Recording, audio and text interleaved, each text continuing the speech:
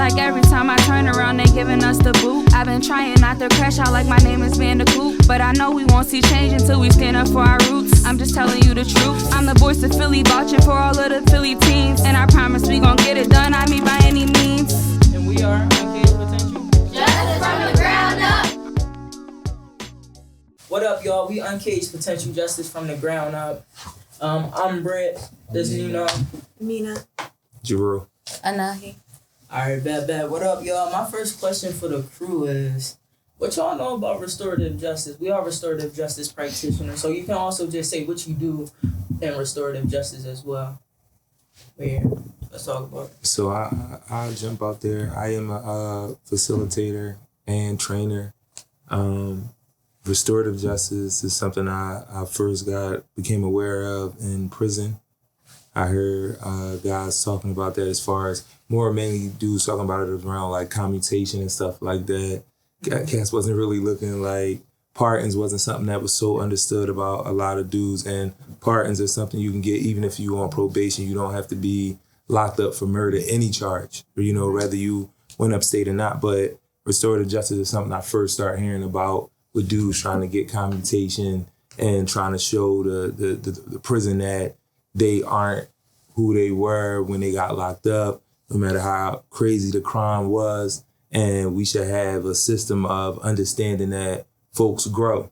The person that committed that crime, whatever we want to call crime, and that's a whole nother conversation. But the person I was when I committed that crime, I'm not that person now. And that's what I heard more.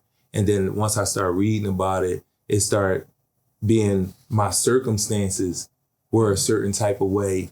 Plus, I didn't know. Plus, I was this age or that age. Plus, I had this level of trauma. You know what I mean? So, like, restorative justice was something I found out about in prison.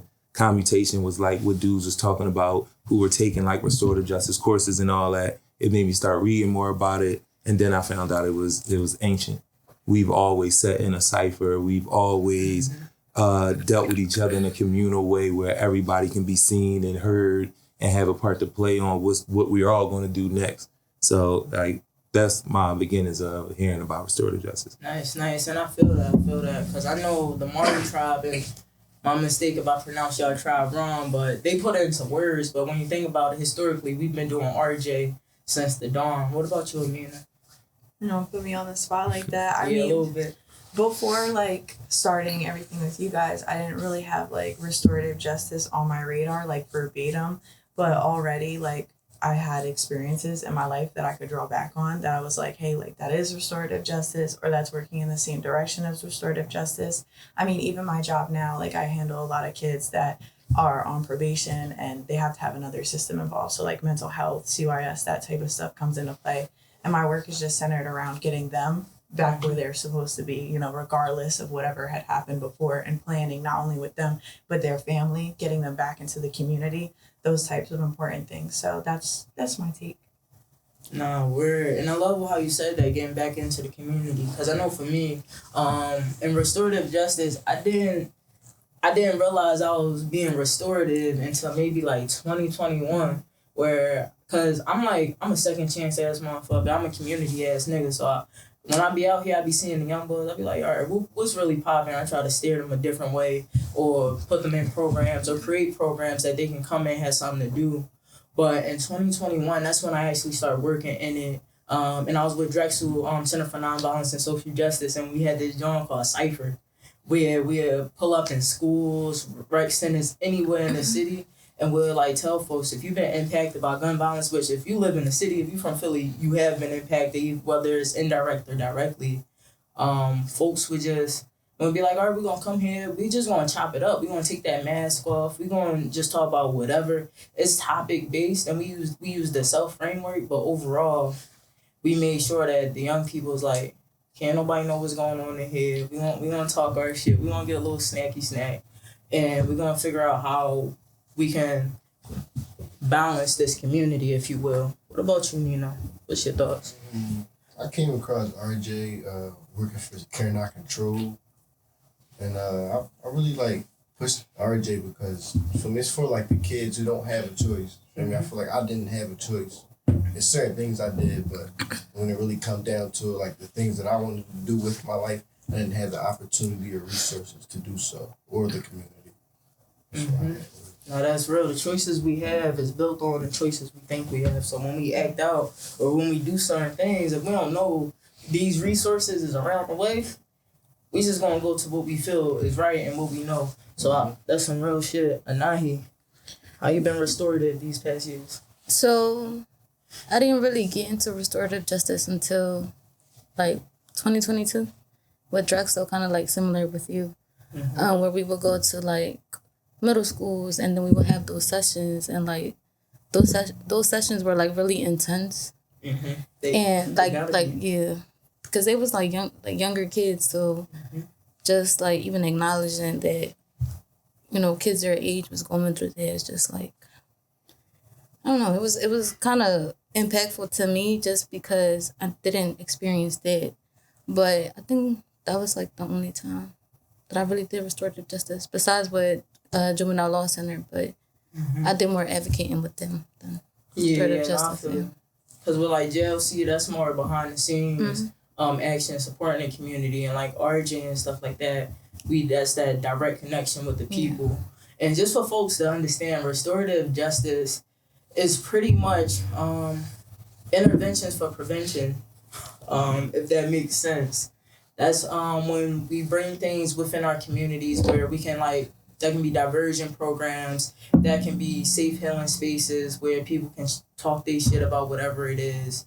And yeah, RJ is just, how can I put it? I'm trying to put it in like human terms. And like RJ, I think RJ more centers on on empathy. Yeah. So if you center it on empathy, you know, we all think the easiest way to explain empathy is like walk in somebody's shoes. You know what I mean? Like before you make that judgment or before you cast somebody away or before you think a punitive measure or something is necessary, like walk a mile in their shoes. And that's what, you know, that's what I was saying earlier about it was introduced to me in a way where it's like they were trying to figure out what was their need to restore, like what was it to restore? Like, are we restoring, right? Are we just restoring the person who's harmed? And how do we determine who's harmed? How do we determine how many people was harmed? Like, restorative gives you that, like, root cause thing, you know what I mean? Because you can't be empathetic with a person until you do what? Find out about them. So, you know what I mean? Like, that's one of the center, that might be the center of restorative justice, like, empathy. Like, try to lead everything with empathy. Like, how did we get to this point? Before we make a determination, and it's like, always remember, this is community. So whatever how you think you are eye for eye in the person, or you're being punitive to the person, but whatever you do to them is gonna have a ripple effect. So when I lock you away, when I kill you because you killed, or when I take something away from you because you stole, you connected to the community. We all connected to somebody. So you always have to be in a mode of, how do we restore it? You know what I'm saying? Because if you thinking like, I'm going to harm it, I'm going to eye for eye it, like I said, or take something away from it, that person is connected to people.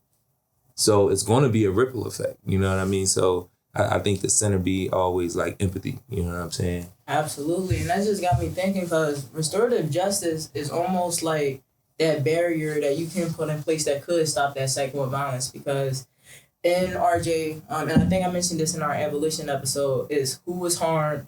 What was the harm caused? Who was harmed? Who was responsible for it? And what do everybody need? Because that person who committed whatever it is they did, whether they stole some, whether it was a little squabble, whether they caught a body, at the end of the day, they had, in their mind, they had valid reasons for why they did whatever it is they did. So we need to understand that, unpack that, and be like, all right, bet. So that's why you did it. And then you look at the person who was harmed and be like, all right, so what do you need from them? And we ask them what they need, and how can we all move forward and feel good about this afterwards? And that's same with community aspect. If you do circle keeping within a community, if you pull up and bring resources, because we know what a lot of these communities need. A lot of these communities is in food deserts. A lot of them is like drug and gun infested. We can pull up and know exactly what the people need. So being restorative is finding a way to get those needs met, and then seeing how you can bring those people in so we can, repair that cycle. Let's see. How can we bring RJ You about to say something? No, I was about to. Because I feel like I heard you. Yeah. Nah, I was about to say if we centering that on youth, and I think that's where you was about to go. You know what I mean? Like if we saying how do we utilize this to move young people forward, and one of the ways that I do that is like you got to have identity.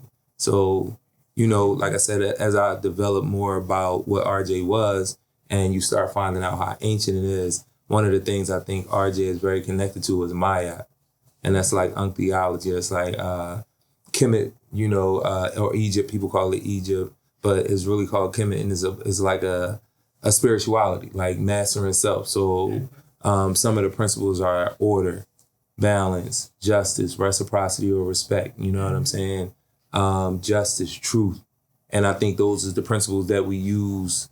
You know what I'm saying? If you really, because those things are community principles. Like that's how you hold a community together. If you gotta have order, you gotta have balance, you gotta have harmony. You know what I mean? Exactly. It gotta be just. We gotta be very respectful. You know what I mean? So it's like I always like, how do you impart those principles and what you're doing for young people or how young people are moving? That for me, you know what I'm saying? Like that's what I'm trying to show them with RJ. Just baseline. Like, you got to have some principles, you know what I mean? Nah, that's real. And identity, that's a big one because a lot of folks, and it makes sense when we younger, we growing up, we try to find ourselves. You don't want to be what your family wants you to be. You don't want to be what your friends want you to be. You want to be yourself. And a lot of these young people, they don't really know. They're not really on it right now, or they do know, and they just putting that mask up. So when you know your identity and you know what you stand for, it's easier to ride on your beliefs versus just, playing the field because peer pressure or doing what my parents want. It made me think of, y'all heard about the boy Noah Curry? Bells? Youngin played basketball. Yeah, Youngin played basketball. Highest SAT score in his whole school. He was going to make it out the hood. He was at one, and I seen his ball highlights. He was nice a little bit. And he come from a good family, 2-parent household type, and unfortunately, young man got killed. He got, I ain't gonna say how many times he got shot, but he got shot a whole lot of times right outside his mom's crib on his way to school at 6 a.m. We know that's a targeted attack, but when they put it on the news, they was like, oh, this kid is starved. And they was like, they victimized them because at the time, that's what we thought. But then when the research came out, Youngin was in the trenches. Youngin was getting active. And then when I think about it, I'm like, all right, we got these spaces where even we got this young boy, who is he? Because the school, his family, everybody think he a saint. The way people talked about him. And I know somebody that work at FL, so I know somebody that knew him directly. And when I hear it, I'm like, yeah, that was a good-ass kid. But we got to remember his duality, right? Everybody got it. But also what threw me was when we have a space where all the interventions is supposed to be well, because everybody goes straight to the parents this, the parents that, or they talking these shit about whatever. How could we restore that young man who was on the right path, but also at night he was on a whole different type time? You know what I mean? What's your thoughts on that? It's different, like levels of it. Like once somebody already, I don't want to say once they far too gone, but it's like for me only what you are, what you make a situation out of. For me, or. Like, that's just what's surrounding. Like, I feel that. Nobody, people probably told him better, but it's like, you gotta see what he actually going through for himself. He probably lost 5-6 homies. Oh, no, he did. I seen it. Like, he even got popped once when I believe he was like 15. You feel me? So it's like, you already know what you know and what you see, what you see. So it's like, see if you can become this or you gonna try to take a different route. Exactly. But you know this already and you taking a risk with the other route. But some people don't want to take that risk. Yeah, and I was thinking about that when Rue mentioned identity, because when I was thinking about it, I'm like, the kid is obviously he both. But like, I wonder like, where did he think, like what path did he see himself going to? You know what I mean? And I thought he could do both. I mean, I lived that life. Like I worked, I was an honor student. I always tell people about that, like, cause it's, to kind of get a better understanding, like, that understanding, you know what I mean? That understanding of our community where it's like, I like school. I played football, but when I came outside, they was getting money. Crack was everywhere, and then like really- with the money came the guns, and it's a bunch of young people who can't think. Like now y'all know it was a reason why they thought it made sense, even though nobody won. You know what I'm saying? It's like when you look at the numbers, it was like 100. 100 is being generous. It was like 100,000 to 1. And what I mean by that, it was 100,000 dudes that failed, and it was that one dude that got XYZ, got his family out the hood. You know the story that we would tell each other, and y'all even hear it now watching a lot of these shows that talk about the crack era and all that. But the thing that I had to explain to a lot of cats about the one dude that made it, which the reason he didn't even make it, because if it was 1 in 100,000, who was he doing this with? Who did he make it with? Exactly. Cats done told, cats done got killed, cats in jail for the rest of their life. Young dudes that banged, crashed out because they wanted to be him. So it's like you made it to the top, but it's like, look how much trauma went with that. Exactly. You know what I'm saying? And I know a cat personally, you know, he just died, not from the street. Complications, boy named Popcorn from around our way. But if you look at everybody in his family, brother doing life, nephews all on drugs, you know, in and out the streets the whole nine. So it's like that junk. But the thing that you really asking is like, to me, is culture.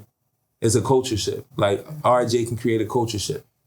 So if I'm teaching young people how to handle their differences or even create safe spaces with a circle, you feel what I'm saying? Like that's the thing. Like if we had a culture shift, if somebody was able to come in to counter what crack looked at like in terms of the glory of it, a lot of dudes wouldn't have did it. You know what I'm saying?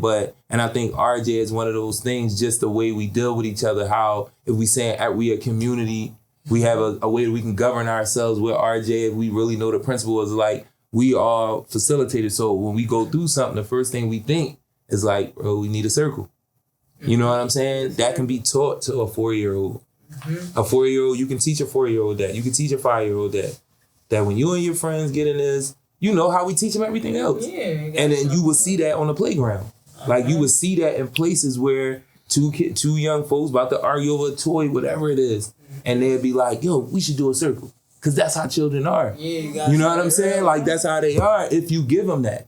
So, and that's the culture shift. Because if you grow up thinking that's the way you handle, and I'm not saying it's always going to fix everything, but if that's your first thought, and you got a bunch of people around you who that's their first thought, because we all learned it at the same high school we went to the same elementary school, same middle school, same high school. So at baseline, we got a little bit of that teaching. Because it don't always mean it's gonna make it work. Like you said, sometimes things come into play where you kind of far gone and it ain't really nothing we can do but brace for whatever's about to happen. Because I don't think we do that neither.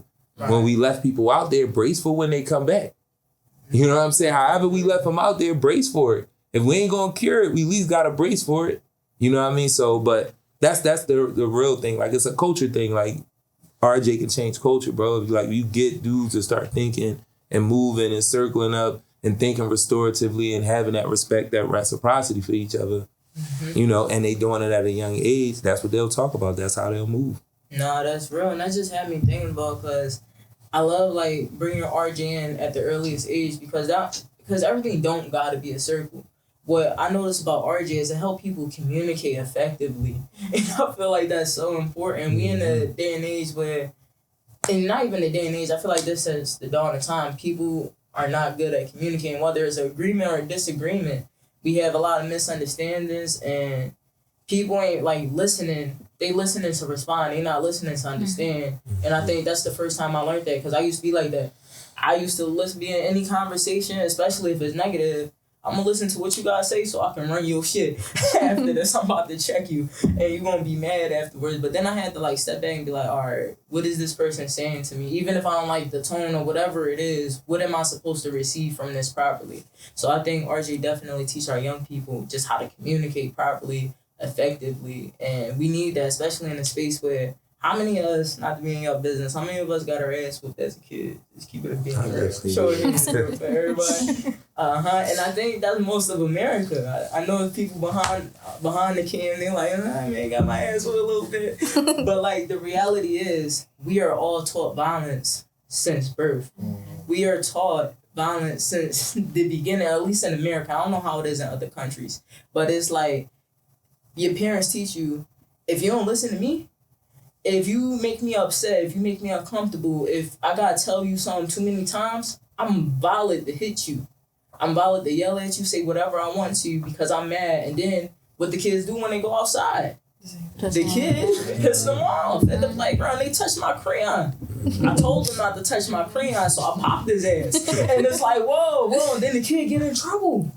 That's how they learn problems with solved. Yeah, but you taught them. And my mom, she whooped the little ass too. She ain't whooped my ass too much because I'm the youngest. I watched everybody else get their ass whooped, and I know I ain't want that smoke. You feel me? So, but I knew violence, and it's not just at home. It's on our media. You know, our little boys, they got the water guns. Little girls too now. Everybody got the water guns. We watched the Call of Duty, the Army videos now. Look like the game. So the kids like, yeah, I'm definitely enlisting. They want to play that real COD life. And it's like we're all taught violence. So how do you repair that mind, rewire that when since the root? You gotta teach them while they're young. Like the rules said. But how do you Teach do them while they're that? young, they can teach somebody else that's younger than them or the same age as them. Mm-hmm. That's how I really can I start. think one of those, I know I talk about it a lot along with identity, but it's critical thought. Like we have to be taught how to critically think. You know, when you say RJ teaches us how to communicate, one of the reasons why, because like you said, that culture of, and we all are rugged individuals in that way. It's an American culture thing. You know what I'm saying? Like it's all about what I got to say. So yeah, I'm gonna let you talk because what really matters is what I got to say. You know what I'm saying? How did you not know that? You know what I mean? That's the type of attitudes we all have. Like I jokingly tell people, but it's very real. We're all baseline narcissists as Americans because we're that selfish, we're that delusional. I like to say we're ignorantly arrogant and arrogantly ignorant. You know what I mean? And yeah, exactly. And that's a different type of tension. But the thing that we want to be teaching our young folks as it pertains to this is how to critically think, because then communication becomes a lot better. If both of us are trying to think about what the outcome may be with the next word, the next move, you know what I'm saying? The next connection we make, if you really truly thinking about outcomes, we want clarity. A person that critically thinks want clarity in their conversation. So if it's two people that honestly want clarity, it's an easy conversation. You know what I mean? And you can only do that. You can only navigate with critical thought. And it's the reason why schools have taken that out on purpose, because they don't want us to critically think. They do want people to operate a certain way. They do want us to be violent. Because the thing I was going to say about the ass whooping is you said you seen everybody else get their ass whooped. There was some critical thought in that. You feel what I'm saying? You seen everybody else get their ass whooped. But what it's told you, because the group adhered to it, that this is how shit go. So more you were thinking more like, I don't want to get my ass whooped. But really what was going on, everybody was showing you like, yo, this is not how things go. And the reason why I say that, because other cultures of people did discipline their children, but it was an understanding of, the best way I can explain is like hot. You know, I like to tell I tell a story about my daughter. She kept falling back on the bed. We like, stop doing that. And her mom was like, bro, I'm not getting up and doing that no more. Let her fall one time, like, nah, we gonna have to go to CHOP. She was like, listen, we probably gonna have to go to CHOP anyway because she's not gonna listen. Yeah, so, wait, y'all wasn't those. I ain't taking your ass to the hospital. Nah. I'm not one of those. I'm not on that. I don't like that culture. It creates a culture of neglect, and we joke about it. It's just like fuck them kids. We all laughed at Bernie Mac, but it created a culture that was kind of something to laugh at. Where? Think about what you're saying. Fuck them kids. Where can you ever say fuck them kids? And it really makes sense. You feel what I'm saying? So, but we joked about it. I laughed at it too. You know what he was saying? But what he was creating was an idea that people actually, because my generation laughs at it, the next generation takes it as, this is what we can do. You feel what I'm saying? And the next one is really like, fuck them kids. And that's what we're saying right now. I was just about to say that. You understand what I'm saying? That's where we at right now. People really like fuck them kids, and it's justified. So that creates a culture. When you joke like that and don't clarify, that's the critical thought part. Like really, he never explained why the children were like that for him to respond like that. And that's the problem. That's the missing critical thought piece. And the people you telling it to, they don't critically think. So they just laugh, yeah, you right. Kids do be getting on our nerves. They do be doing this. They do. You understand what I'm saying? We really do create that. You know what I mean? So it's going to be a generation that take drill when we know about that. When we see 6-year-olds talking about I'm an op eater, he really believe it. No, You deciding because it came about as something that you could participate in. But that next generation, it's real to them. They're going to really live that out. You know what I mean? So it's really a thing of critical thought, bro. Like, we really got to teach our children that. And RJ is a way that, even without saying we teaching critical thought, we are. Because we want root causes. And that's going to make you, what is the outcome of that? If somebody is touched, if somebody is beat up, what is the outcome of that? Why did that person want to beat that person up? You know what I mean? That creates critical thought and the communication that you're talking about. But that is the thing, critical thought. We need to, and it's a reason why it's not in schools. For sure. And I actually wanted to talk about that, courtesy of Gabby. What is the root causes of these issues? What's the root causes? The root causes, and we talk about, well, we want to talk about, what is it, school to prison pipeline. But it's a lot of pipelines. So I want to start lifting that up too. Like, when we talk about the abuse to prison pipeline for our young women, it's, and I'm so hurtful that I can't remember the young lady's book. She's incarcerated. She wrote a book and she talks about that, like how young women are abused, and a lot of the things that you see with young men in school, and I can explain a little bit more about that. You see with young women in the way they're abused, the way they are left to be outside. You know what I'm saying? The way in their homes a lot of times is like, it's forces in the home, usually another woman who is like, basically like, you need to find your own space. And it's a lot that goes into that. And what young women realizes competitions with their mom and all that, like, what is going on? Because really what she telling you is, it's only one hen, some more bull crap that we've taught, you know, and we say it, but it's only one person. One woman can be in this house and it's like, damn, she ain't no, you know, she's 12, she's 13. And that's a whole different but that's a whole other but that's a part of the, part of the abuse to prison pipeline. The school to prison pipeline for young men, where it started initially, and it's a lot of different ways that they can do it. So initially it was not having no identifiers in the school that look like you. That was like the beginning of the school to prison pipeline. That was one of the first ways they were doing it. Like, you go into the school, there's no black teachers.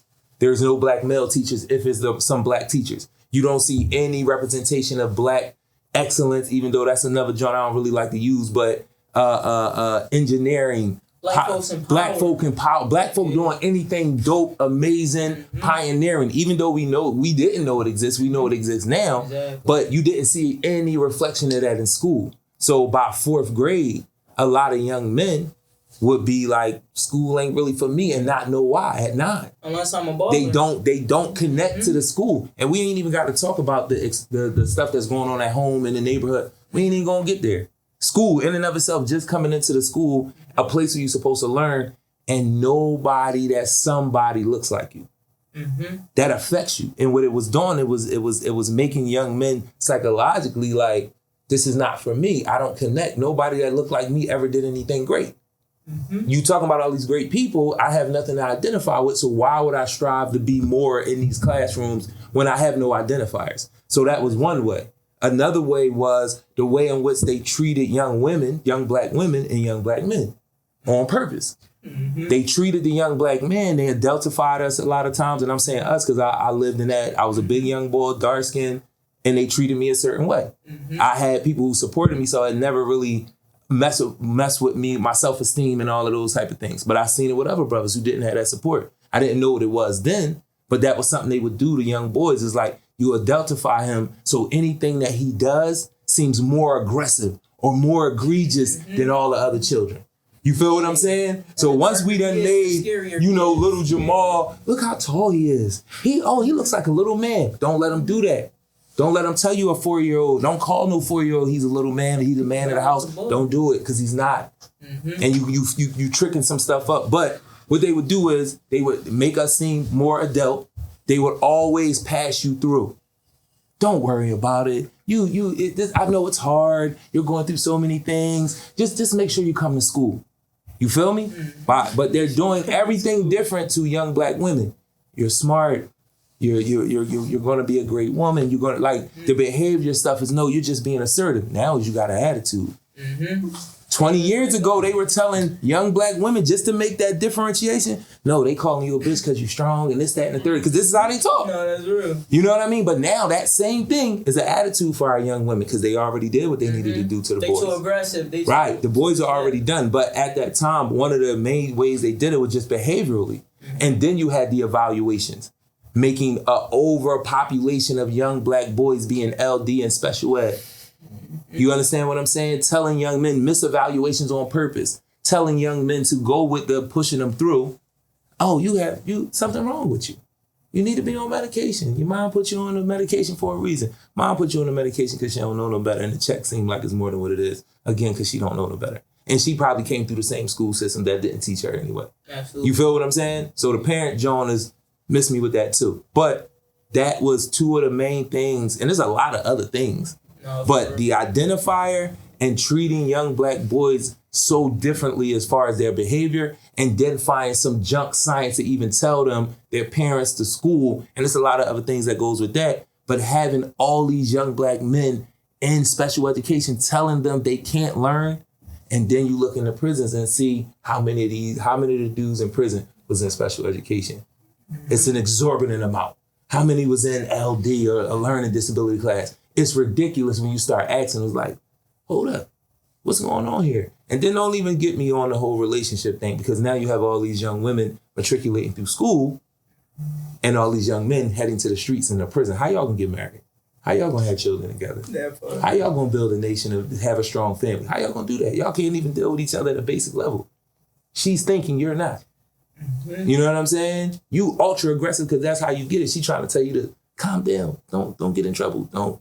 You know what I mean? So that's two ways like it started. And then all the other ways with the metal detectors and the cops in school. And that's just stuff that was added. But the beginning of it was identifiers and making every young black boy seem like he had a behavior issue of some sort. So you can make him, you can ostracize him. You know what I mean? Nah, and that actually had me thinking about two things. And I'm going to say that down my pause because we've been running. Yeah, my bad. My fault. But the first thing that had me thinking about was, and I don't know if y'all seen it. Have y'all seen the video of when they was training teachers?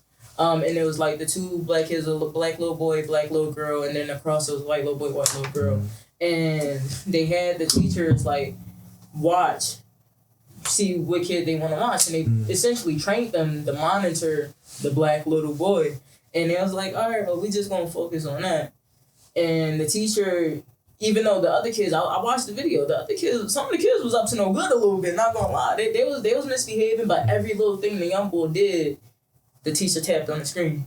He was like, all right, Dad. And they kept putting the little red box around him, and wherever they assumed he was doing wrong, young boy coloring. Damn. So, yeah, even the teachers, it's almost like the way they train our police. They train them to monitor and watch the people that's of color.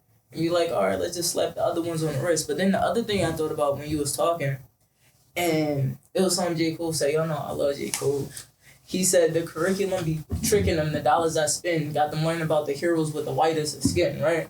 And that's so real, because when I think about that shit, what they teach us in school, I remember my little time in school, I used to hate school.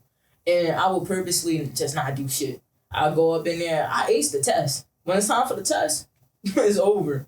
But the work and everything else, I'm like, I'm just chill here. I'm in leave when I'm ready. I'll read a book before I participated in the work, because, again, I didn't have a teacher that was black until probably, like, maybe 5th grade. And her name was Miss Green. She was actually dope as hell. I had teachers, not teachers, I seen black folks in other areas. There was the receptionist, there was the lady at the front, the people that yell at you in the hallways, but they was never in the classroom, so that always concerned me. And then I'm like, it was boring, but also they only taught us about what? 4 black heroes. Frederick Douglass, Rosa Parks, Martin Luther King, and Malcolm X, and then they tried Harriet Tubman. Malcolm X. Malcolm X is they cool. That was the one. That was the black teacher that taught me Malcolm X. That was but and Harriet Tubman, and then but when I hear what they taught us, the stories was all wrong. They switch it up, but then all the white leaders I heard about and the heroes and all the times I learned about George Washington nut ass, and I'm still sitting here like, I know his business, and they lied about that too. They talking about he had wooden teeth. No, he had, I was about to say nigga teeth. But no, he had our enslaved people teeth ripped out their mouths and put in his. That's some nasty shit right there. But you know, white folks, they got to hit my bad, Mina. Anyway. They do got the history. But Mina, you Italian, right? My grandparents are black. I know that's right. I know that's right, girl. Keep it in the video. Keep it in. But even that moment though, even that moment is good. Like I would have, if we thought about editing, I wouldn't say edit it, because that's a community conversation. And if we talking about RJ, these are the community conversations on real. And it's like, when do we get to the point where we don't have to pause for that? Mm-hmm. Because if it's not you, we know it's not you. No, real but shit. the history is documented. It is real. Like I seen her shaking her head too when you was like the teeth going in. Like that's some nasty shit. Like you know what I mean. And there, but it is a thing of like we have to get to the point where we don't have to be like white. We can't, you know what I mean? Or if a white person, and I'm not saying it's a space for us to just be. You know, we could be super extra with it if it, but I'm talking about balance again. Like, you know what I mean? The balance of it is the history is real. Exactly. There's thousands of books, not hundreds, thousands of books on what we're talking about. You know, white folks have written them. You know what I mean? Italians, Irish folks, Polish folks, all the folks that been over here moving around on this plane since the beginning. We all know the history. Exactly. We've documented. So it's like, it's not even a thing where it's like, it's not an attack on you. The history is real. No, for sure. You know what I'm saying? And if you took it as an attack on you, we got something to talk about. Yeah. You know what I mean? No, for real. I mean, because that's how we stop talking about elephant in the room and really have real conversation. Mm-hmm. Am I making it up, or is it the truth? Once we figure that part out, what we talking about? Yeah. You know what I mean? And I think you said something earlier about like communication, and it is one of those things. Just because you don't like what you're hearing, don't mean I'm doing something to you. You understand what I'm saying? Just because you don't agree with what I'm saying, don't mean I'm doing something to you. And we live in a world where it's like, if you don't like it or if it feel uncomfortable to you, if I called you out your name, that's direct. You know, people like to play like they having a real conversation with you, but they shooting all types of shots. That's really direct. We know that. But if I said something that was truth, you were late. What are you getting mad about if you were late? Yeah, no. You understand? Why are you even talking? The only thing you should say is, my bad, what is the procedure when I'm late? That's what you should say. Exactly. That's what you should say. And if they choose to do that, then they do it. But don't act like you trying to find an attitude space and you actually are late. It says 3. We all were late. Nobody can be like, yo, we all was late. They all. Yeah, we all was late. We all was late. We was attempting it. It was a good work. It was good work. We attempted it. I was just being quiet, like, all right. Yeah, next time. Mother's Day is tomorrow. But I don't want to drown it out loud. But I hope like that moments like that is like, no, you need those, man. We need those so we can. Absolutely. So you don't have to deal because that's trauma. The fact that you say what you comfortably are saying and you know what you mean by it, you know, and it's supported by fact. But then you had to have a moment where it was like, should I have said that?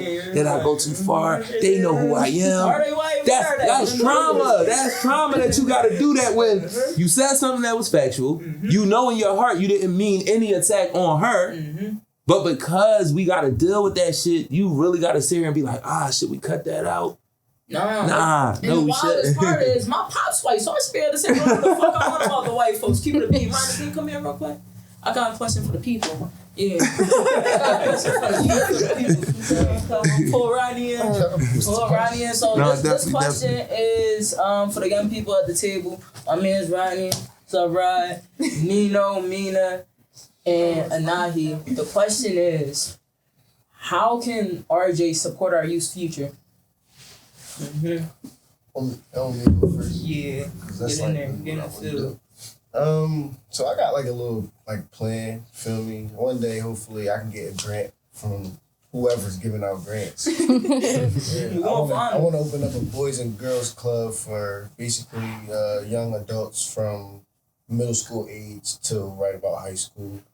And I want to be able to send them through middle school, high school, and then at 18, I want to give them like some money, from the grant. And but in order to get that money when they're 18, put in their bank account, they have to either go to school, a trade, or what's the other one? Or have a job. Okay, so we setting up trust funds. Yeah, so I love that. that's I all love they that. do. And I feel like that really would, like, if you could do that to 180 people, 180 children in each state, that's generational wealth. Yeah, that's Right there right for for 'em. top. Teaching them how to work hard, teaching them that if you have a choice or you have a goal, you can obtain that goal and make your choice.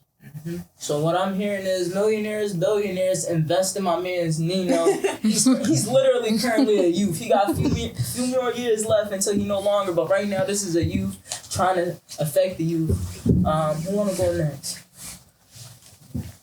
Say the question again. How can RJ support our youth's future?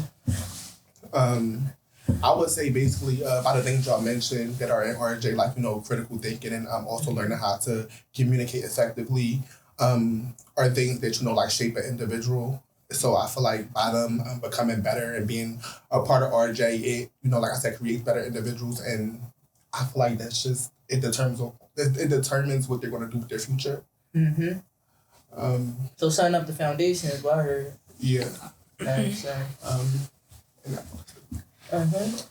Thank you, Rodney. That's Rodney. He doing it big in the city of Philadelphia. If you ever see Rodney around, give him a shout out. You good? Definitely. What about you, Anahi? How can RJ impact our youth's future or support our youth's future?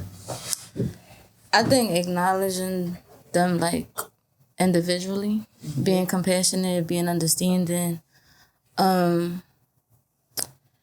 just like acknowledging our community, seeing like what's going on in our community, and not being judgmental. Like, you go outside, you see like different types of things. The first thing you do is like judge. You don't do it on purpose, but you still do it. Mm-hmm. We judge everything, whether it's good or bad. We judging. Yeah. So. You got something in your brain that feel like you got something. No, I'm trying to let like, it marinate? Yeah, I'm trying to let it marinate right now, but. That. What about you, Amina? What you think? I think that something that I could bring that would be really positive is like creating an open space for people to share their needs. Because I feel like that's something that, doesn't get asked to people. Mm-hmm. Stuff isn't just handed out, even though, a lot of stuff should be. And just like getting to the root issue of like, okay, well, you don't like class. Why don't you like class? You don't like class because you don't like the kids. Can you not relate to anyone? Is the material too hard? Is the material not hard enough? It was boring as hell. That was my Just problem. speaking for myself, I was so bored in school. Exactly. I never felt like I was getting taught until I got into high school. And it wasn't even a Philly high school, it was a suburban high school that went to Wissahickon High. And when I was there, I got challenged for real. And I actually liked that. I was like, okay, now I can lock in.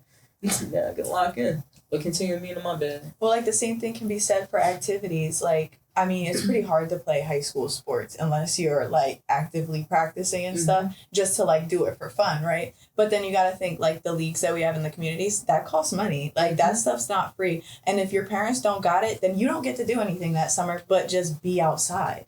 And I think that's a big problem that like the youth have so much free time with no structured place to, but there's not even a place for them to go outside that's quote unquote that's safe anymore though, because like you gotta think all of the parks that they hang around and stuff, there's dudes on every corner, and of course it depends on where you live, but where I live is not even that bad of a neighborhood. We don't have sidewalks, so you can't go anywhere.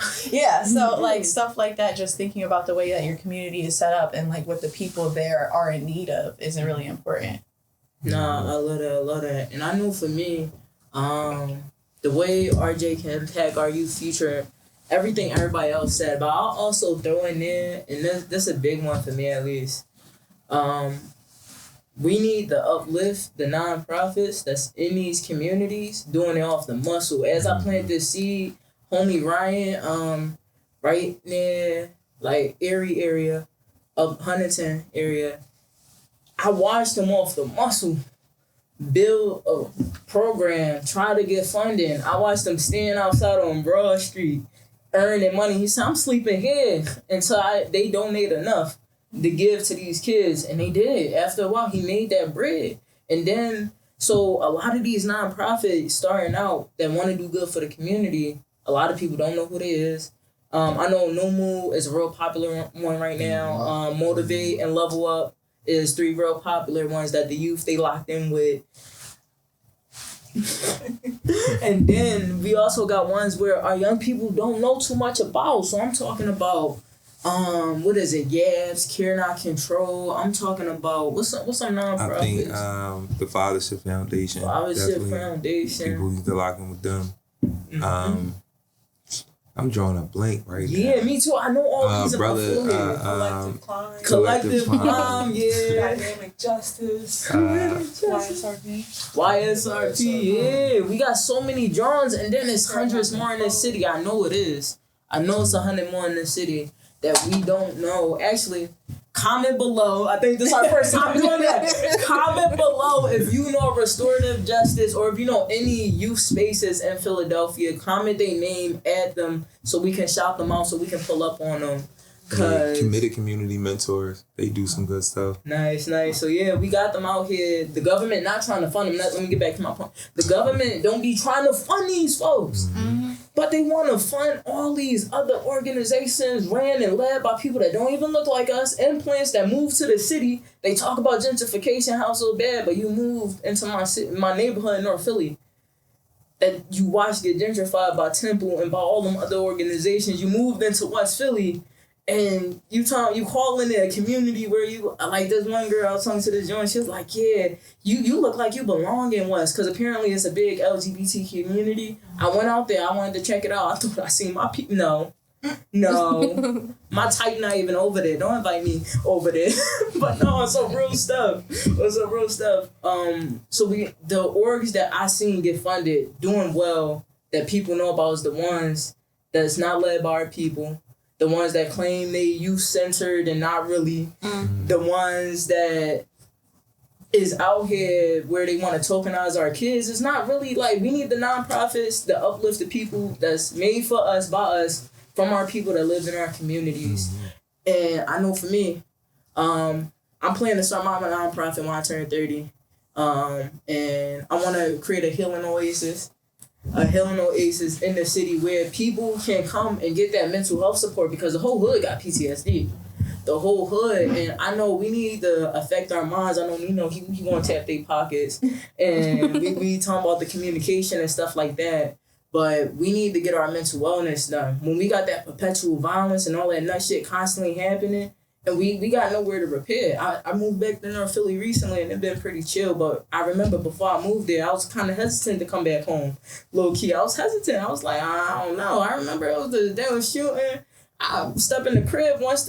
They let off right on my block. I was like, damn, God must be on my side. Like, I heard my brother get shot right outside my crib 9 times. And I was like, these niggas at it again. I look out the window. That's his will. I'm like, damn, now I gotta call mama and tell her that shit. So it's like certain shit where in our communities, if shit's happening constantly and we can't tackle it, we can't repair, we can't heal. So I want to create an oasis that's free, because like you can't charge a nigga $100 for some therapy to talk to a white therapist that don't even know what's going on. Mm-hmm. For real. So that's how I want to use RJ to support my people. I wanted to get in there. You were saying how you were saying like they don't hire people that look like us for the nonprofits, but all the leaders. Is it on us or are we getting blackballed? We getting blackballed because I feel like it's both though.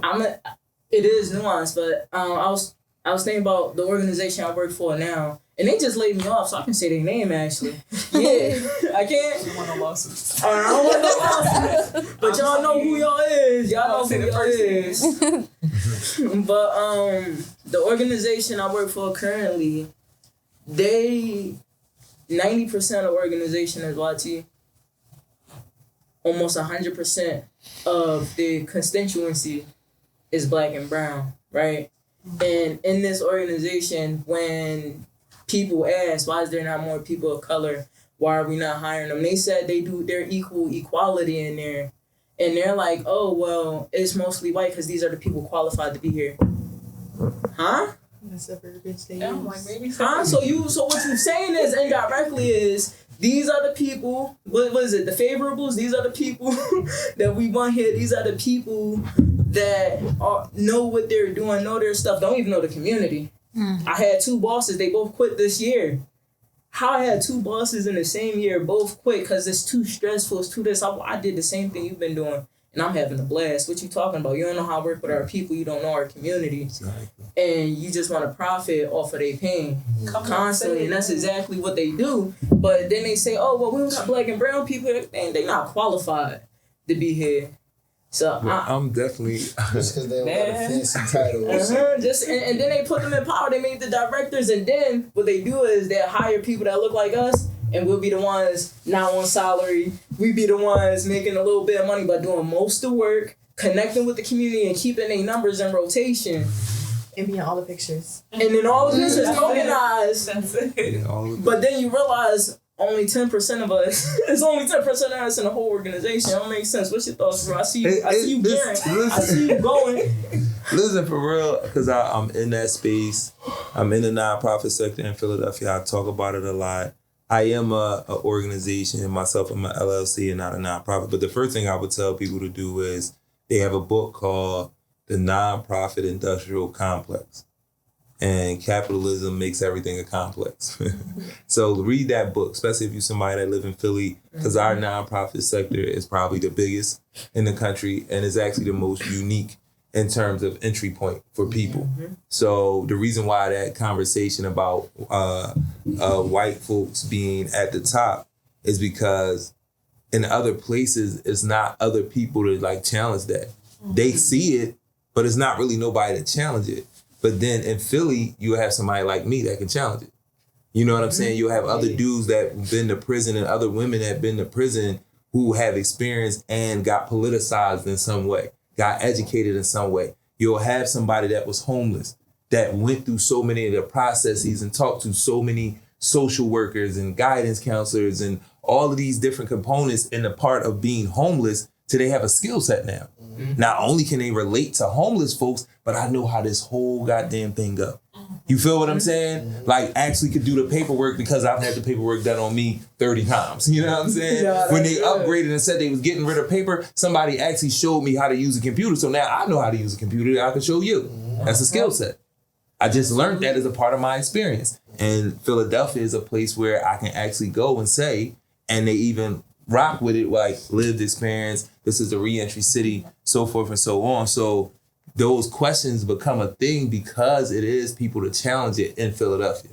It is folks that can literally tell you, I'm really from that neighborhood. I know everybody around there. How are you running an organization here? And I'm a volunteer. Like, you feel what I'm saying? Or I'm entry level, whatever, or I don't have a BA, whatever the case may be. But I would say the other part of this is gentrification. Is how this city is being promoted to people. We don't know it, we hear. But if you live in DC and you go to any college, Philadelphia is being promoted to you in a certain way. If you live in Portland and whatever the college is, Philadelphia is being promoted to you in a certain way. It's a place for young professionals. It's a place for you to get money. It's a place, that's why they're making it the way that they're making it. So when you talk about violence, it's a 30-year cycle. It started with the crack era. It's ending with the guns. It's funny because Grand Poobah, y'all don't know who that is, a rapper, but he talked about that. We went from smack crack to the gat, and that's where we was just at. And we kind of just getting away from that. That's his bar, not mine. But it's a part of this 30-year cycle. The 30-year cycle, crime is a part of it. Housing is a part of it. You see what the economics of the city is about to be, where if you say, all right, the beginning of the cycle, Mayor Nutter gave 10-year tax abatements. What is Sherrell Park about to do? Because the 30-year cycle just ended and we're about to start another one. And the 30-year cycle is played, and then you see it with nonprofits. It's cyclical how we get money. What Trump is doing is not new. He's just the newest person to do it. You could look it up. It's cyclical. And all of these things weren't on a continuum together. Crime, housing, what the politics look like, even what the politician is promoting. Because if you look at Nutter and you read a lot of his budget, it looks very similar to Sherrell Parker's. You feel what I'm saying? Yeah. And you can see this play ran in every state. But all of these things are cyclical. I'm not telling people not to pay attention to what the cuts are. But again, it's one of them history things. What is the identity of this country? Exactly. And you'll be able to know when they about to change crime shit, when they about to go into this new phase of green everything, or we militarizing everything. You can see the shifts, and they all run on cycles in this country. You know what I mean? So I'm not saying knowing about the budget is not important, because it is hella important. Because another thing, me and you had this conversation before, if y'all really want to be honest about the country that we live in, the budget is where they get paid for what they doing to black bodies. Everybody get their cut. The school district get their cut. Prison. You know, the prisons, law enforcement, everybody get their cut for what they are about to do or what they've already done to black bodies. Who get the shit into the state? It's just a real thing. So budgets are important to understand, like, get that view of your eyes, like, why are they giving law enforcement this much? And if we talk about school to prison pipeline, now we figure, we found out law enforcement and education, we arguing over something. It's the same goddamn thing. You see how our schools it's the same. Like, we're arguing like these points. We're courting these continuums, arguing, and that's what we talk about. That's one of those points where we can look at organizationally, and that damages organization, because a lot of these people have different ideologies. The black people who you may see at the top have a certain ideology that supports the power structure that they want to keep in place, even at a nonprofit. Me and you had a conversation before about why shit looks so corporate. If we try to say we trying to dismantle the effects of corporate and what it does to everybody, how can a nonprofit run like corporate? I had a conversation with somebody. It wasn't really a conversation, and they kept saying business, and I said the reason why we disagree, because you're trying to use the tools. Because you're trying to use the tools of what got us in this problem to fix it. And I'm telling you, this thing got to look like something you never seen before. But you keep telling me, no, Drew, we got to do business. You sound like the people who taking the kids away that we trying to save. This is business as usual. This is how it goes. They know better. They made choices. How? You know what I mean? So it's cyclical, man. Like, learn the history of it. Learn the history of how these budgets go. Learn what they doing in these budgets. Who are the players? Because that's something I don't think nobody looking at. If we saying it's a school to prison pipeline, that make the school district and law enforcement the same budget. If they starting in the schools and ending up in prison, and we saying it's a continuum, then why are we arguing over more money for education versus more money? No, stop that. They playing us. Exactly. Education and law enforcement is the same motherfucking thing. Not one of them not getting 1.2 and the other one getting 2. It's 4 million for everybody. 4.3, 3.4, whatever it is. When you add them up, it's the same people. So, like, that's what we need to really be looking at. And just my own personal thing for a lot of organizations is, we need a lot more for-profit stuff going on with our nonprofits. So when these games start getting played, and they're going to get played, absolutely. When you see the gatekeepers in there dealing with us, bro, we need to have some other way that we make money and we can resource our people. Absolutely. You know what I mean? No, that's real. And we getting close to the end. So, but we do got a couple more points that we definitely about to tab. Real quick, single word answer. What would the community look like if RJ was implemented in every community in Philadelphia? Or in PA, because we got our Delco, our Chester over there. Prosperous.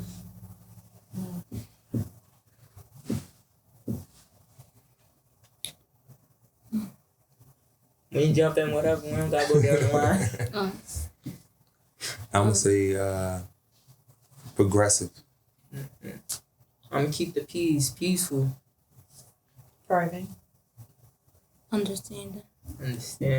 I like that. Next question, and y'all can add a little more to this one, because this one got a little bit. Because speaking of the school to prison pipeline, if RJ was implemented in our schools instead of enforcement, how would that impact our young people? They would, one, be able to cope with their trauma early and be able to identify their trauma, and then be able to, teach somebody that. You feel me? Because knowledge is all about teaching somebody something and passing it down. Absolutely. Knowing who to ask and how to ask for what they need. Can you ask a question again? For sure. What would schools look like if RJ was implemented instead of enforcement? I feel like that will have to like depend on like who they like the person that they get to do that. Like when I was in high school, we had a counselor. Her name was Miss Michelle, and she was basically doing restorative justice. Like whenever there was like a situation going on with students, she will make them sit down in her room, and she will make us like talk to each other to get to get to the that early mediation. And it will work. Like sometimes it will get a little chaotic, but it never really went further than that. And then now you hit it on it now. It's about who you put in these places. They got reform in prisons. They got reforms in placement, all types of. They got reforms in these quotation marks in these spaces. But if the person that's implementing and executing ain't doing that shit right, that ain't gonna work. What about you, bro? What you think it'll feel like? What you think it'll look like? Like we talked about already, it'd be like a culture shift. Like you'll see how culture can change, how young people could change culture, that be able to create spaces where they could change culture. And I think for me, it'll be a different sense of safety and a different energy. Like I was talking to these young people at New Foundations Charter School. It's a good drawing. And when I was talking to the kids, I was like, I just was asking them how they feel, what their thoughts was, and they said 3 things. And they said they don't feel heard, they don't feel respected, and most of all, they don't feel like they have any control of what's going on around them. And when our young people feel like that, what they do, they find different ways to take that power back, take that control. So I think if RJ was implemented in our schools instead of enforcement, I definitely feel like we'll have a shift in those feelings. Our kids will feel seen. They'll feel like they have a safe space to go and be like, yo, this what happened. I want to chop it up somewhere. And this is where I want to chop it up at. Any other thoughts? Any thoughts in the back? The mics can pick y'all up. Just to add to what you said, like just giving the kids the confidence that like when I have problems or when I need something, that need is going to get met, however it may be. And then also just like, I feel like a lot of, especially the boys we have nowadays, the way they walk around, I don't think it's confidence. They're insecure. They're scared. Like everybody needs to prove something to somebody. And just being able to have the kids not walk around like that, we would see way more positive interactions. We see more kids starting their own, clubs and activities and stuff, but we don't have that now. No, that's real shit right there. And with that being said, I'm going to kick us into what's happening right now. For the folks wondering, it's May. We halfway through May, so it's a lot happening right now. Whether it's abolition or just in general. 3 things that's real big is happening right now, just across the U.S. 2 of them involve Trump. Or technically 3. It says police, right? Technically 3. So the first thing is the defunding the DOJ did on our nonprofits, on our victims' rights, and a lot of people is impacted by that. That's the one. The second thing is Trump plans on reopening some prisons. Alcatraz, most popular. One in Jersey, a couple more in Cali, and I think one in Chirac, if I'm remembering correctly, and a few more. We ain't gonna get into all of them, but he planned on reopening prisons and investing money into that, billions, as we know. And then the last thing, and this is one of the most heartbreaking things on my end at least, is Rodney Hinton Jr. He lost his son, he lost his boy, and he essentially crashed out, for lack of better terms. Not to be that way, but that's what happened. And he ended up taking out a sheriff when he was on his way. I believe he was on his way home. So these are 3 big things that's happening. And the way they handled the Rodney situation is kind of pissing me off, because from what I know is the police that killed his son, his teenage boy, is just, that paid leave. He chilling somewhere. I know Rodney, he caught a life and now he's getting charged. They moving real fast with it too. And they doing intimidation tactics, all types of shit. They ride for their own. What's your thoughts on what's going on? Out of all those 3 things I said, what's your views? How that make you feel?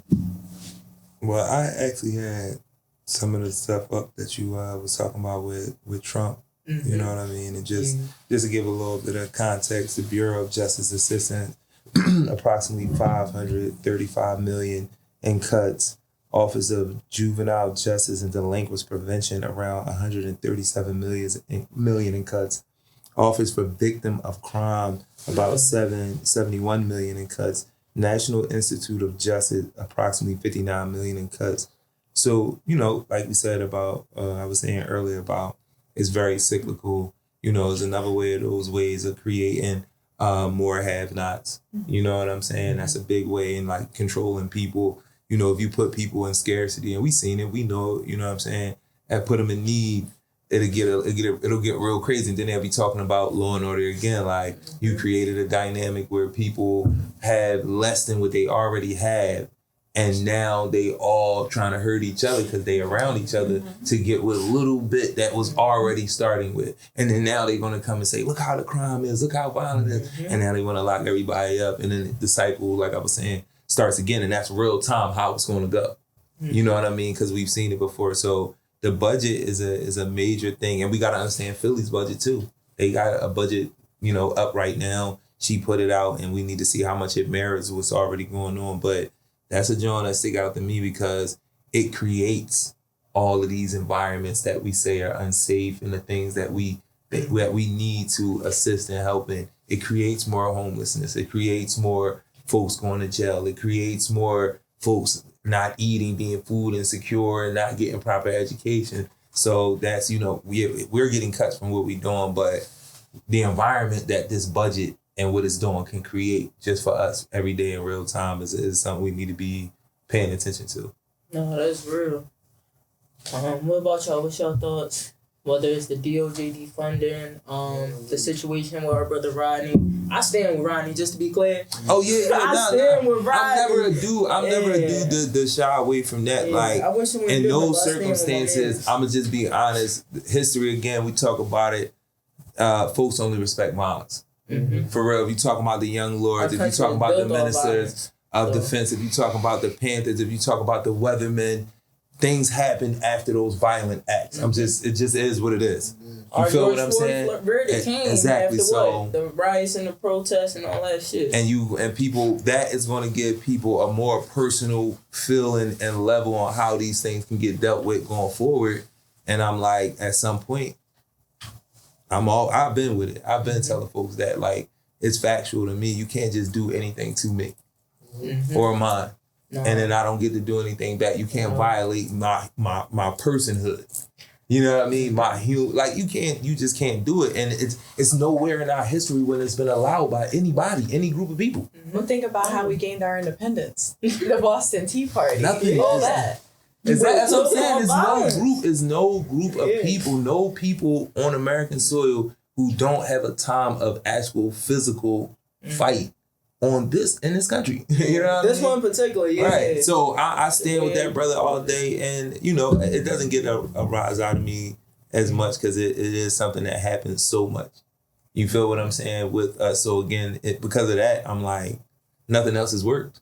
Absolutely. You know what I mean? However you want to take that, nothing else has worked. You know what I mean? And it's documented proof that when, again, that balance thing is you got to meet force with force. It's just a real thing. If you don't, we're going to keep going on the way that we're going, and we just going to be trying to pick little stuff along the way. Yeah. Like, that just is what it is. That's nature. No, that's real. Now that I think about it, I just realized I'm the only one on this couch that's not a parent. So I feel like that might have hit y'all completely differently, because I know I'm mad as shit. Because I feel like I never met them, but I lost a brother. Mm-hmm. And in my head, these are two more names that I never met, I would never see in my life that I know.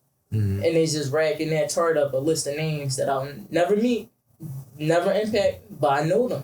Know what they look like. I know their names, and that's never going to leave me. But as parents, like, how did y'all feel just that whole timeline? What was that, like a couple weeks ago? The Rodney situation. Yeah, the Rodney situation. It's the 10th today. That happened on May 1st. Rodney, his son lost his life May 1st. Mm-hmm. I think the next day, 2 days, it's when he crashed into the sheriff. Yeah. I'm surprised it took a day. Yeah. Honestly, he was probably processing. Mm-hmm. Yeah. Then he probably seen him on his drive, and it was up. My whole thing is like, all right, well, we know this cop killed the young man, right? Mm-hmm. He shot him in the back. You feel me? Their whole thing is to protect them. And Protect and serve. That's what's on their That's card. not what you're doing. You feel me? You into somebody's life. Then now you gotta take on like, all right, let's talk about cycles. It's gonna be a repeated cycle now. All right, boom. Cop took this boy's life. The father retaliated his own life. So now that's another black man in jail off of something he believe in, whether that's eye for eye or, you know. That's my son. That's my son. It stopped right there. So Like, I'm in that's my jail and son. doing all this, right? Now I see that to say, let's talk about school shooters, for instance. They like to say that they not mentally right, or that's what they portray. They call them half the boys time. because most of them You still feel are me? shooters is one skin color. Let's keep it a That bean. man lost his son. You feel me? So I can't even imagine. I don't know what I would do if I lost my daughter or son. But he had his lowest. It ain't no telling what he'd do. You feel me? You can't fault nobody at their lowest. It's either live and lose everything that I ever had, or go to what I know. And that's eye for eye. That's what I know. So it's like, And I already can't lost win. everything anyway. Like, So going to yeah. jail It's really not not. nothing. Yeah. You played a video of him going to court. He kept his head high. Yeah. That give He me- looked them dead in the eyes. I don't He like even it. nodded at them. He was like, yeah. Now, I couldn't find a GoFundMe, but find that GoFundMe. We need to help brother out. And if they take him off the board, because we know our government, we know how they do. All hell breaking loose. We need to ride. Black, brown, I don't care who you is. You can't forget. You said the cop. He on administrative He leave. chillin'. Don't worry about nothing. Tried him, charged him, and indicted him all within All 6 that- days of this Yeah. happening. Come on. But a known killer On killer. One of theirs. is Still still out there. That's just. And I wonder what Bull record is like. Because usually when they kill us, they tell us their names and we do our research because the internet do their thing. And the record, the history is always there. It's always long as hell. He pulled over 20 people in his whole career being a cop, and 18 of them is minorities. That show you right there, like, what's really going on. But Exactly. So we stand with Rodney. Now you got any thoughts? I know you ain't say anything. If you processing, that's cool. Because I got something else I want to ask the crew. No, not really. I disagree with what he was saying. Absolutely. And I'm praying for the family. I hope y'all process well. Because another cycle has started. they lost two brothers in their family that day. My next question for everybody is how will the reopening of these prisons impact us as American citizens or people of color? We're going to find new ways to throw us in there. And the cops get immunity if I remember it correctly. That's what Trump said. Hopefully they don't allow that, but Just from me, I tell people a lot, me being on parole, like I'm like a slave sitting amongst freed men from the Constitution. Like that's the Constitution says that. You know what I'm saying? So people always be like, what? He's like, yeah, I'm a custody level 1. When you're on parole, you're a custody level 1. You're not actually free. You're on paper. You feel what I'm saying? You kind of walking around with your papers to say who your slave master, who your owner is. Yeah, exactly. make a move. You feel me? Bring your So ass right back. I look at stuff like this from that context, from you connected to ICE, what's going on with ICE. Again, black folk, we can look throughout history and see these patterns. You know what I mean? Like what you see going on with ICE, what they doing with the prisons and all that. But the wrinkle for this, John, that's a little different is the whole we can grab American citizens and send them places that's not in America. Without due process. Without due process. Deported So now they citizens. actually, and where they were able to do that and people didn't understand, again, watch the cycles and pay attention, the Patriot Act opened a lot of that stuff up. So he's not creating anything new. They just was using a different group of people who they were grabbing. You know what I mean? And locking them up. And we knew it was going on, but we ain't really go at it the way we were supposed to. But what it did is open up the door for now. They can grab American citizens and send them somewhere off the coast of America somewhere and without due process. And for me, it makes me think about myself because I'm already on paper. So you can kind of really grab me for anything now. And I would have to sit in there without any due process because I'm already on paper. So if ICE was to grab me, it would be like, we don't even have to go for real. Like we don't, and I don't really think about this day to day when I'm moving around, but it is a real thing. And I know it's happening to other people who are actually custody level ones in other places, and nobody's asking any questions. And the reason why I know nobody asking questions, because I know a whole bunch of people locked up. Nobody know where they at. No, Like this is already going on. Yeah. I'm really saying like what he's doing, this is when we need to be paying attention, because these things have happened already. And we just weren't paying attention. So it's like for me being on parole, I feel like I always feel like it's a certain vulnerability for me that's not for everybody else. But in this case right now, with what's going on right now, is like for my brothers and sisters who are on parole, who are on paper, you are more vulnerable than everybody else. You know what I'm saying? And nobody's going to try to redress what you got going on. You know what I mean? And the crazy thing is, when did ICE get this much power? You know, they detained the mayor. I think the mayor of New Jersey a couple days ago. And I'm like, huh? So it's whatever. But back to Trump reopening them prisons. How Amina, Nino, and Nahi, how y'all feel like that can affect our people, or the people of America in general? It's gonna create more cycle. I'm surprised they're not opening more schools, but I mean, then they good for education too. They're showing where they want the money to Ain't go. that the same thing now though? And they have plans for the money to come out of those places. too. Prison, school, they like that. Ain't they kind of like the same thing now? Yeah, unless it's a private school They're or a starting suburban to- school, they look like the prisons. They feel like them. I've been in the hallways. And that's the new And the buzzer contact too. place. The buzzer lets you know when to move. I hate that shit. It triggers me sometimes. I work in schools now. And every time I'm in there and I hear that shit, I get a little irritated. Just a little bit. I'm like, yeah, I can't be in here too You're long. supposed to be at this room for this time, for this long. Only talk after someone calls on you. That shit, the bell don't dismiss you, I dismiss you. Speaking of the school to prison pipeline, my bad, just to bring it back to it.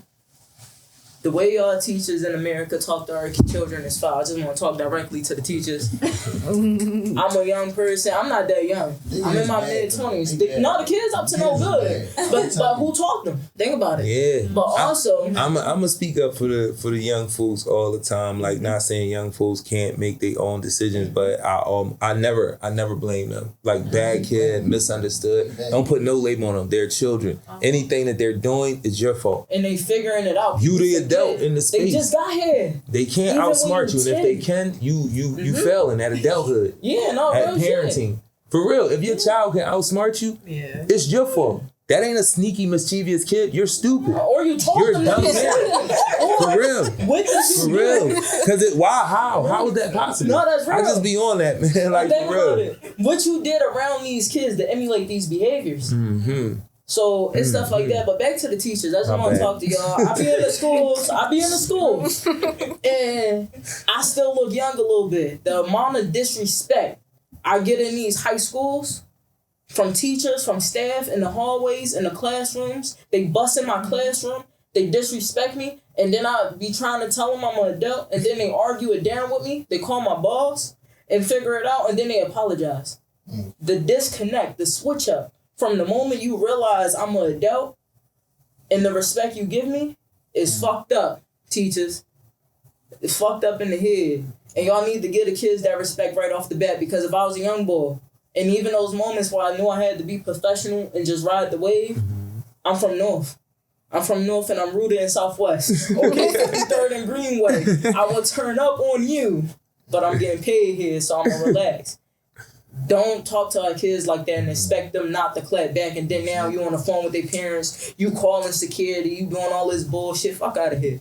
Teachers, the outweighed ass teachers, the teachers that don't look like us, that want to come in our spaces and then not teach the way we need to be teached or ask the kids how they need to understand, that's some bullshit. And then you say you blame the kids though. I dated a teacher once too. She a 6th grade teacher. No, she a 7th grade teacher, my bad, out in Jersey. 6 out of 75 of her kids passed that test. And she blamed the fucking kids. Fuck out of here. And I ain't saying that because we broke up. I'm saying that because I told her she was on bullshit the moment she told me that. And I was like, I bet you are a weird ass teacher. And she was like blushing like that shit was cute. Teachers, let's do better. You say you a teacher, you educating our youth because you love kids. because you want to educate these minds, but you come in our spaces and you do the exact opposite. So that's one way y'all can, without RJ, without anything else, that's one way you can implement and disrupt that school to prison pipeline for our young people, no matter what school they in. My bad, guys. Let's run it. We almost at time. What final thoughts? Final thoughts. Call to action is to the teachers, by the way. Get y'all shit together. Get y'all shit straight. I definitely said enough today, and I appreciate y'all giving me the space. I'm on that same energy about our babies. You know what I'm saying? You gotta love them to teach them. Mm-hmm. You have to love them to teach them. It's very simple. If you don't love them, don't do it because it's a job.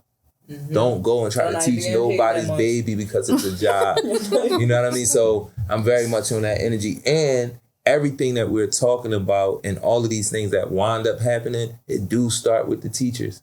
Mm-hmm. It do start with, and I know people going to be like the parents, but I'm more of a community person. So if that's your actual job, what the parent is or isn't doing should not matter to you at all. And sometimes teachers it shouldn't matter to you at all. Mom. Yeah, I've seen it. I've seen a teacher like take on children, wash them up, discipline them, and educate them. I was in 4th grade. Her name was Miss Bollard. Like literally, his name was Samuel. Like every day, washed him up, brought clothes to school for him. Stuff I don't think you can even do anymore. Mm-hmm. Nobody came, no teachers came, nothing. And she took care of him, made sure he was fed. But. Yeah, man, I'm on that same energy. Nah, it's your fault. If the babies are not succeeding, it's every adult that was around them. That's how I look at it. Yeah, it takes a village. The village not participating, though. Let's get back in the field. Let's see. Amina, what's your final thoughts? This was a good conversation, and just to kind of piggyback off of what you and Drew were just saying. Just think about how long kids are in school. A lot of kids are with the teachers more than they are with their parents or they're with their family members, because you're in school for 8 hours a day, 5 days a week. Mm-hmm. Yeah. And some parents don't come home until 5 o'clock, and then, everybody's got their own schedule. So that really is, when you start going to school, those are really your main caregivers during the daytime, during the majority of your week. So they are your number one role model to a certain extent. Mm-hmm. No, that's real. What about you, Anahi? Final thoughts? Restorative justice, the government, school to prison pipeline, anything you want. What's your final thoughts? What you want to leave the people with? Sympathy. Yeah.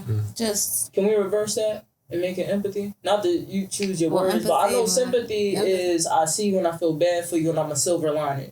Yeah. Empathy is I'm going to step in your space. And I felt what you felt because I either been there or because I thought about it, I processed. And you know what I mean? We need empathy, not sympathy, because sympathy, I kind of pity you. I feel bad for you a little bit. But empathy is that rooted where I stand with you and I feel you. What about you, Nino? What's your final thoughts, bro? A great episode. We talked about a lot. I feel like we got, towards the root problem, and that's where everything need to start. We need everybody hands on deck. All hands on deck. Teachers, counselors, everybody. Parents, everybody kids. In the community, we need everybody hands on deck. And that's where it's gonna start. Mm-hmm. Yeah, neighbors. Gabby in the back just said neighbors. I remember my neighbors used to check me. Miss Vicky, we eventually start calling her Aunt Vicky. Mm-hmm. The double Dutch, she used to tear it up. The neighbors, they'll check you. I don't see that no more. But yeah, we're Uncaged Potential Justice from the ground up. Thanks for joining us. I'm Britt Christopher. This my man's Nino, Amina, Drew, Anahi. We're in here. You have a good one.